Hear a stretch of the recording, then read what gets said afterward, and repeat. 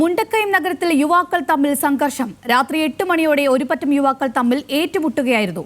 കഴിഞ്ഞ വ്യാഴാഴ്ചയും യുവാക്കൾ ചേരിതിരിഞ്ഞ് മുണ്ടക്കയം നഗരത്തിൽ സംഘർഷം സൃഷ്ടിച്ചിരുന്നു. അതിന്റെ തുടർച്ചയാണ് ഇന്നത്തെ സംഘർഷം.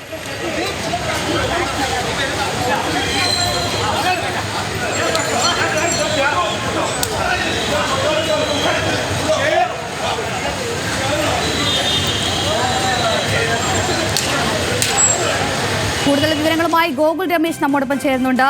ഗോകുൽ, കഴിഞ്ഞ വ്യാഴാഴ്ചയും ഇത്തരത്തിൽ മുണ്ടക്കയം നഗരത്തിൽ സംഘർഷം ഉണ്ടായിരുന്നു. അതിന്റെ തുടർച്ചയെന്നാണ് ഇത്തരത്തിൽ ഇപ്പോൾ സംഘർഷം ഉണ്ടായിരിക്കുന്നു തോന്നുന്നു. എന്തൊക്കെയാണ് വിശദാംശങ്ങൾ?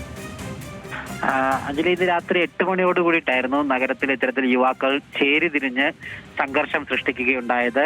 നിലവിൽ കഴിഞ്ഞ വ്യാഴാഴ്ച സൂചിപ്പിച്ചതുപോലെ ഇതുപോലെ സമാനമായ ഒരു ആക്രമണം ഉണ്ടായിരുന്നു. യുവാക്കൾ തമ്മിൽ അങ്ങോട്ടും ഇങ്ങോട്ടും ആക്രമിക്കുന്ന സംഭവം ഉണ്ടായിരുന്നു. അതിന്റെ തുടർച്ചയെന്നോണമാണ് ഇന്നും ഇത്തരത്തിലൊരു സംഘർഷം ഉണ്ടായത് എന്നുള്ളതാണ് നമുക്ക് ലഭിക്കുന്ന സൂചനകൾ. അന്ന് ആ പ്രശ്നമുണ്ടായത് ഈ ലഹരിയുമായി ബന്ധപ്പെട്ടുള്ള വിഷയങ്ങൾ തന്നെ ആയിരുന്നു എന്നാണ് പോലീസിൽ നിന്ന് അറിയാനായിട്ട് സാധിക്കുന്നത്. ലഹരി ഉപയോഗിക്കുന്ന യുവാക്കൾ തമ്മിലാണ് അങ്ങോട്ടും ഇങ്ങോട്ടും അടിയുണ്ടായത്. പ്രത്യേകിച്ച് പാർക്കിങ്ങുമായിട്ട് ബന്ധപ്പെട്ട് തർക്കമുണ്ടാവുകയും അത് കയ്യാങ്കളിയിൽ കലാശിക്കുകയും ഒക്കെ ആയിരുന്നു. എന്തായാലും അതിന്റെ വാശി തുടർന്ന് വന്ന് ഇന്ന് വീണ്ടും സംഘർഷത്തിലേക്ക് കാര്യങ്ങൾ എത്തുകയായിരുന്നു എന്നാണ് മനസ്സിലാക്കാനായിട്ട് സാധിക്കുന്നത്.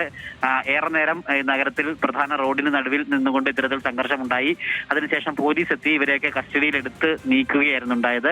കഴിഞ്ഞ വ്യാഴാഴ്ചത്തെ സംഘർഷത്തിൽ 5 പേരെ പോലീസ് അറസ്റ്റ് ചെയ്യുകയും ചെയ്തിട്ടുണ്ടായിരുന്നു. എന്തായാലും ഈ പ്രദേശത്ത് കൂടുതൽ സുരക്ഷ ഒരുക്കണമെന്നുള്ള ആവശ്യം നാട്ടുകാരുടെ ഭാഗത്തുനിന്നും ശക്തമായിട്ടുണ്ട്. പ്രത്യേകിച്ച് അന്ന് സംഘർഷം നടന്നതിന് ശേഷം കാര്യമായിട്ട് പോലീസ് നിരീക്ഷണം നടത്തിയിരുന്നില്ല. ഉണ്ടായിരുന്നെങ്കിൽ ഇന്നും ഇത്തരത്തിൽ സംഘർഷം ഉണ്ടാകുമായിരുന്നില്ല എന്നുള്ളൊരു ആരോപണമാണ് നാട്ടുകാരുടെ ഭാഗത്തുനിന്ന് ഉണ്ടാകുന്നത്. എന്തായാലും തുടർന്നുള്ള ദിവസങ്ങളിൽ സുരക്ഷ ശക്തമാക്കും, കർശനമാക്കുമെന്നുള്ള കാര്യം പോലീസ് വ്യക്തമാക്കിയിട്ടുണ്ട്.